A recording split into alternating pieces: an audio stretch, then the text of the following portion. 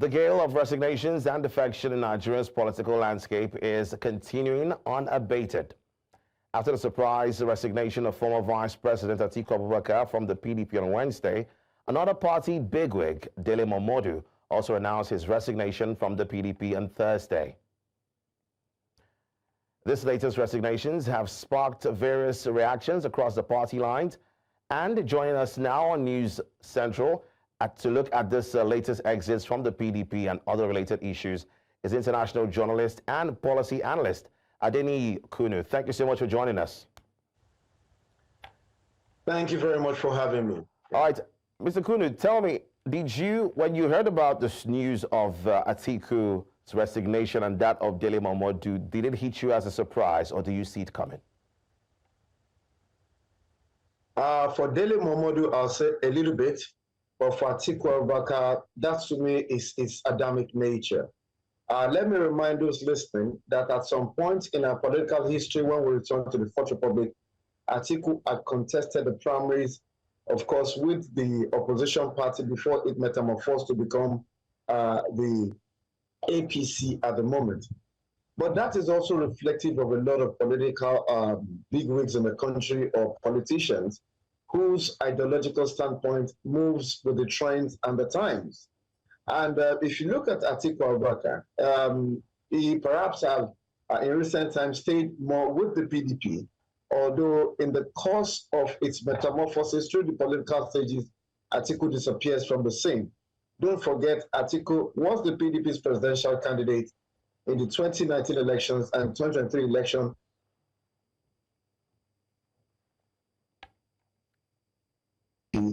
And how in the past, how many years the party has not been able to actually produce somebody that has a national flair, that seems to have a national reflection that the party can actually sell to Nigerians. So I have to say that it's something expected since we heard, or it was announced, that Atiku Abubakar and a number of other politicians have moved to the ADC. All right, what is your reaction? How would you react to the thoughts? Of course, I mean, what PDP has responded to Atiku's claiming is that this is not the first time he's leaving the party. As a matter of fact, they claim that this is the fourth time he's leaving the country. He's leaving the party, rather. What's your reaction to that statement from the PDP? Thank you very much. It all boils down to the individual being seemingly more powerful than the political party. I've seen politicians that have been conservatives here in the United States of America for the past 50 years. I've seen Democrats that have refused to change for the past 4 decades. The democracy of Nigeria and the rebirth of political parties is at best 25 years. Talking about our return 25, 26 years when we returned to democracy in 1999. And you can agree with me there that within the space of 26 years of our Fourth Republic, many politicians have moved from one party to the other, particularly because that is where their interest will be served. Let me say here that those who said Atiku has moved many times, has resigned many times, are not wrong. That is for the record. But the point remains that from the current political structure or strategy that we have, or the political activities in Nigeria, no individual can do anything that is called individual candidacy in an election. So you have to ask the PDP why Atiku kept resigning and why Atiku kept having the doors open for him to return. One would have expected the PDP in the course of the years, while Atiku keep resigning his membership, to indeed have said good riddance and to stick with whatever it is that they've said. But the PDP itself has demonstrated its inability to be strong and to keep its word. Now they said good riddance. What if there are meetings held behind the closed doors and they invite him again? So I think the PDP should remember that while accusing Atiku Abubakar of having resigned 4 times, the PDP for the past 8 years have been opening its doors, or I'll say the past 12 years, have been opening its doors to Atiku Abubakar to come and take the candidate's top ticket. So let the PDP also remember that we remember what it has done in the past 8-12 years. So while it is blaming Atiku, my father used to tell me that when you point an accusing finger at somebody, 3 others is in your direction. So you have 3 other fingers in the direction of the PDP. Let them know that we know what they perhaps have forgotten as well. So was Atiku resigning on Wednesday, Dele Momodu resigning on Thursday? We don't know who's next. What do you think is remaining of the PDP? Well, I need to say this to begin with, that the PDP has been very bad as an opposition party. From Ologbediyan, who left office, and many other persons that have taken over, we've not seen the kind of PDP that appears to be the party that stayed in power for the past 16 years. Don't forget that the APC is just using 10 years.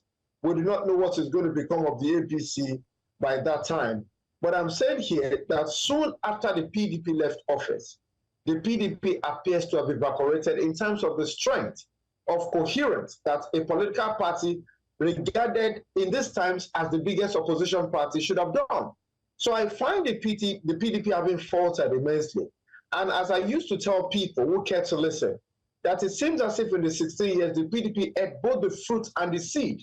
And soon after they left office, because they had no more seed, they're not able to actually plant the seeds to germinate. Just look at the PDP since you had, for instance, the erstwhile political leader, Uche Secondus, who had turmoil of a political situation, even as the PDP national chairman. And let me tell those who are forgotten that the Nigerian courts are also complicit in many of the things happening around political parties. Uche Secondus's exit from office happened before his tenure rounded off. And I remember clearly that the court said, before the PDP had its own national conference that resulted in Atiku becoming the candidate of the party in the 2023 election, that they have reserved judgment. I'm still waiting for the judgment the Nigerian court reserved to have actually attended to Uche Secondus's case. All right, so the PDP is not the only one who have, of course, reacted to Atiku's exit. As a matter of fact, the ruling party, the APC, have actually mocked Atiku's movement to the ADC. They've termed him a political wanderer. Would you say that the APC are underrating his move? Let's not forget that in 2015, Atiku left the PDP for the APC, and we saw what happened for the very first time. An incumbent president was taken out because of the APC. Would you say that the APC might just be underrating this move by Atiku Abubakar? Well, you'd expect such a conversation to come up because the APC is the party in power. And as a party in power, you believe that you have everything at your beck and call. But let's understand that there is something you cannot call small enemy. And let me also remind us that mosquito bite still kills. And as accounted for a lot of deaths, I think the one that is more, for instance, in the US has to be maybe high blood pressure or heart attack. Now, let me bring that to the fore right now. The APC must be very humble at this point in time, because we're talking about somebody who at some point in our history, and arguably, Atiku Abubakar happens to be the first vice president when we returned to democracy in 1999, and he served his full term. He went to court and got that straight up. Let us also not undermine a man that was second as an individual candidate in the last election. Atiku garnered second vote close to the current president. So you are having right now an aggregate of Nigerians who are not happy with the current economic situation. You have many Nigerians, especially the Gen Zs, as it were, that have been clamoring for none other than maybe a Peter Obi. Some others clamoring for an Atiku Abubakar. And you now found, I beg your pardon, you now find both persons in a party. That is actually something that the APC should not undermine, because the APC, as a matter of fact, should know that the PDP that undermined it in 2015 lost that election because they felt that the power of incumbency would sustain them in office. But that never happened. So I need the APC to remember that it came to power because it was undermined by the PDP in 2015, but it won that election. So if the APC undermines a coalition that has an Atiku, that has an El-Rufai, that has a Peter Obi, that also has a serious publicity man called Dele Momodu, I think that should be something that they are mistaken for. The PDP has come together in the because you're just looking at it. The people that were in the PDP that gave it its life are the people that have moved to the ADC. And don't forget, this movement is the nature of our politicians. I'm not supporting such moves. But there are times when you find out that your collaboration will work well with certain people that you're together with, perhaps you go for it. So, and I think that that is what is reflected in the ADC. And if you also look at it, for many people who do not know the ADC might not have actually clinched a national, let me say, well, the ADC has lawmakers representing it, that won election in 2023. But let me tell you, the ADC has serious footholds across the country. It is what I know as somebody who has researched into the APC and at some point who has actually looked deeply into how the ADC operates. So let's understand here that the APC must be humble in whatever it says or reacts to as far as this election, the coming election is concerned. Now, the National Deputy Publicity Secretary of the PDP, that's Ibrahim Abdullahi, has accused Atiku, saying he was responsible for the loss of the PDP during the last election. He says he's also responsible for, for some key people exiting the party. Would you say that Atiku Abubakar indeed is an asset to the ADC? Let me tell you this. See, in law, we say res ipsa loquitur. The fact speaks for itself. At the point that Atiku left, you have to tell me the strength he has such that a Peter Obi that went to the Labour Party moved with him. You also have to give consideration to the fact that somebody that was a founding member of the APC, the person of Nasir El-Rufai, also left.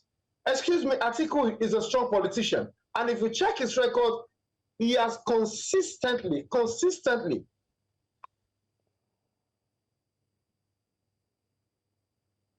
Mr. Kunnu, are you still there? Consecutive elections. Yes, can you hear me, please? Yes, I can. Please go ahead. Yeah. Okay, I'm saying that you cannot disregard the weight of an Atiku Abubakar because he has consistently proven that with the right alliance by him, he may well become the president of the country. In 2 consecutive general elections, Atiku Abubakar has come second. And for him to have moved at the level he did, I think you have to respect him. And let me tell you this. The PDP must also respect the person of Atiku Abubakar because but for him, the PDP would have long been in oblivion, actually, because he took the party ticket in 2 consecutive elections. So let political parties stay a little bit humble with what they're doing, more or less like Bola Ahmed Tinubu deciding, the president of the country decided that he wants to go to another political party, which of course won't happen, but I'm just saying. So there are some people that are called colossus in their right, and you have to give him his flowers. You have to try as much as possible and give Atiku Abubakar his flowers. What is it about him that anytime he takes his weight with him to a political party, immediately he gets admitted, he gets recognized?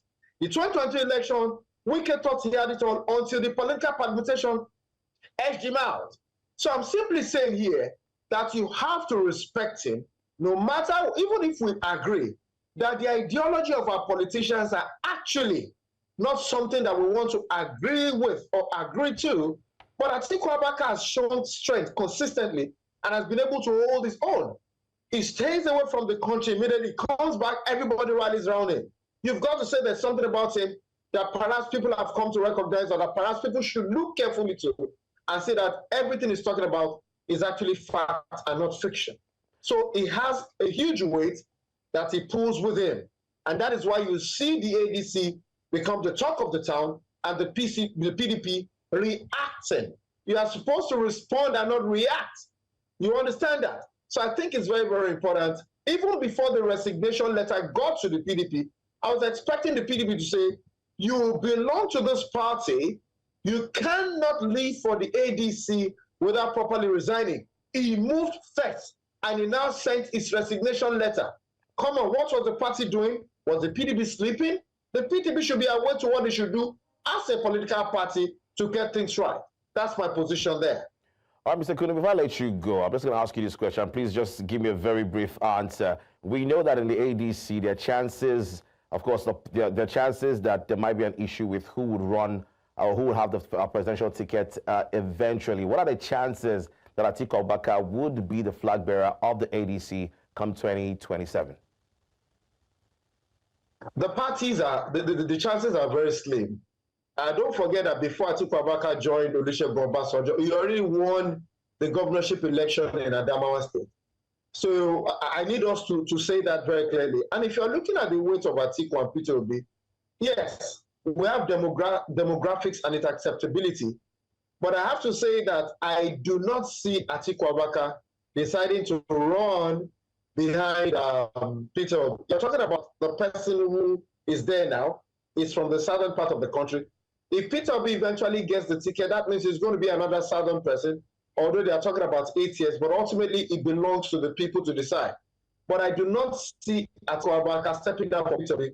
I'd rather see, again, the connection of both of them as the presidential candidate and, of course, as his vice, the way they did in 2019 elections.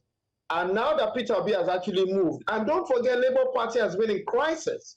Okay. And nobody wants to take chances at this point. And I'm talking about political permutation.